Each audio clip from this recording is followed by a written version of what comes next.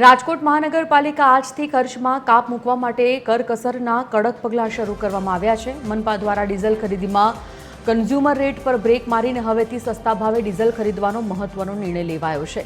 અત્યાર સુધી મનપા પ્રતિ લીટર ડીઝલ માટે 135.36 રૂપિયા ચૂકવતી હતી।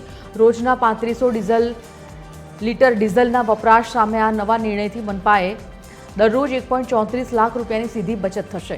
આ વ્યવસ્થા અમલી બનતા રાજકોટ મનપાને દર મહિને આશરે 40 લાખ રૂપિયાનો મોટો આર્થિક ફાયદો થશે।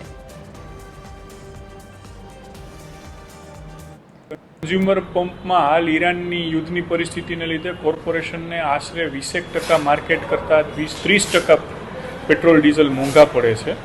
એટલે આપણે ઠરાવ કર્યો હતો કે કન્ઝ્યુમર પંપમાંથી જે રિટેલ પંપ છે ને એમાંથી લેવું। એટલે એક ઉદાહરણ તરીકે અત્યારે કદાચ કન્ઝ્યુમર પંપમાં 135-38 રૂપિયા લીટર ડીઝલ પડે ને જ્યારે માર્કેટ મુજબ 102 થી 3 પડે। એટલે એની બધી ટેન્ડર પ્રક્રિયા કરવામાં ને એમાં 3 મહિના જેવો સમય ગયો હતો। એટલા માટે હવે એ એક્ઝિક્યુટ થયું છે।